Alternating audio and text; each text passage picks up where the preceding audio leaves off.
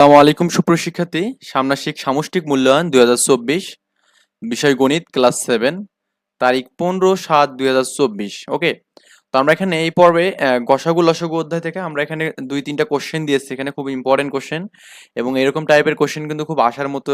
ওকে, তো একটু ভালো করে আমরা এগুলো শিখবো। একক কাজ একটা আসতে পারে এখানে, গুণনীয়ক নির্ণয়ের মাধ্যমে 3/5 এবং 6/13 ভগ্নাংশ দুইটির সাধারণ গুণনীয়ক ও গসাগু নির্ণয় করো এখানে। ওকে, মানে এই দুটার মধ্যে গসাগু নির্ণয় করতে বলছে। উভয় ভগ্নাংশের জন্য ন্যূনতম কতটি গুণনীয়ক নির্ণয় করা হলে গসাগু পাওয়া যায় এখানে, মানে কতটা ন্যূনতম আমাদের গুণনীয়ক নির্ণয় করতে হবেই। ওকে, এটা আমাদের এখানে বের করতে বলছে। তো আমরা এখানে সমাধান দেখতেছি, আমাদের প্রদত্ত ভগ্নাংশ দুটি হচ্ছে 3/5, 6/13। তো 3/5 হচ্ছে গুণনীয়ক, এখানে অ্যাকচুয়ালি আমাদের গুণনীয়ক বের করে কি হবে এখানে ভাগ করে করে। তো 3/5-কে 1 দিয়ে ভাগ করলে 3/5 হবে। 3/5-কে 2 দিয়ে ভাগ করলে কত হবে এখানে 3/10 হবে। তারপরে 3 কত হবে 15 হবে এখানে 15। 3/20 মানে এভাবে গুণিতক আকারে যাবে, মান নিচের মানটা কি হবে গুণিতক আকারে যাবে। 3/কত এখানে এখানে 30 হবে, এটা 30। আচ্ছা, এখানে একটা বিষয় বলে দেই, সেটা হচ্ছে আমাদের এখানে দেখুন, এখানে 3/কত 15 না, 3/15। তো 3/15 মানে কি, এখানে এটা কাটলে কত হবে এখানে 1/5 হবে না, 1/5। তো এখানে 1/5টা কিন্তু একবার এখানে দেওয়া হয়েছে, এখানে দেখুন এই যে 1/5টা দেওয়া হয়েছে এখানে। এন্ড এখানে হচ্ছে 3/কত 30 ছিল, তো 3/30 মানে 3×10=30 মানে 1/10 হবে। 3/35, 3/40। ওকে, 3 হচ্ছে 45, 3×15 45, 3/15 হবে, মানে 1/15। তারপরে 3/50, 3/55, 3 হচ্ছে কি 60। 3/60 মানে কি, 3কে আপনি যদি 60 দিয়ে এরকম করেন তাহলে কি 3×20=60 না, তাহলে 1/20 হবে। আবার 3/65 হবে এখানে। ওকে, আবার এখানে 3/13 জন্য আপনি যে গুণ্যগুলো পাবেন এখানে 3/13, 6/13, তারপর 6/26 ডাবল করতে পারবে এখানে। 3×39, তারপরে 4×52, 5×65 এখানে। ওকে, অ্যান্ড আবার এখানে আপনি যখন করবেন 1/13 পাবেন এখানে। 1/13 কেন পাচ্ছেন এখানে, কারণ আপনি এখানে এই 65-র পর আপনি যে আবার যেখানে গুণ করেন এখানে কত পাবেন এখানে 13 যদি করেন তাহলে কত হবে এখানে 68 78। 6 দিয়ে 78 কে করলে কিন্তু কত হবে এখানে 13 হবে, 1/13 হবে এখানে। ওকে, তারপরে 91, তারপরে 104, তারপরে 117।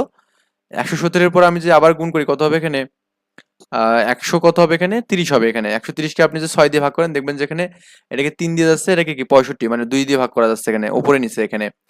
3/65 আপনি এখানে পাচ্ছেন, দেখুন এখানেও 3/65 পাচ্ছেন এখানে। তাহলে আমাদের 3/5 এবং 6/13 এর সাধারণ গুণনীয়কগুলো তালিকা করে দেখা যাচ্ছে যে এদের গসাগু কত 3/65 এখানে।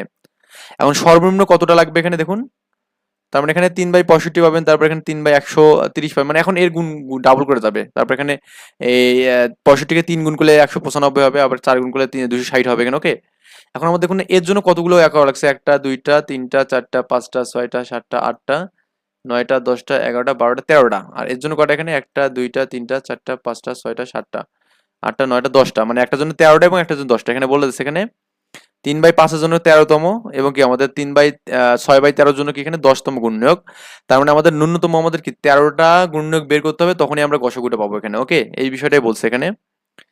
এবার দলগত কাজ একটা দিয়েছি আমি এখানে, যে ভগ্নাংশের গুণিতক নির্ণয়ের মাধ্যমে লসাগু নির্ণয় করতে। এবার একটা আমি গসাগু দিয়ে করলাম, এখন একটা লসাগু দিয়ে করবো।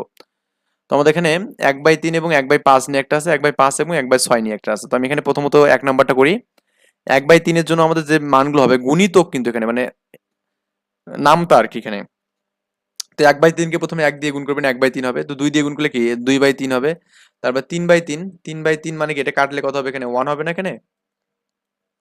তার মানে এখানে একটা 1 মান পেলাম, এভাবে কিন্তু চলবে এখানে। আবার এখানে 1/5 এর জন্য কি হবে 1/5, 2/5, 3/5, 4/5 এন্ড 5/5 আসলে কত হবে এখানে মানটা আমাদের 1 হবে এখানে। ওকে, তার মানে 1/3 এবং 1/5 এর জন্য লসাগু কত হবে এখানে 1 হবে এখানে কমন মান।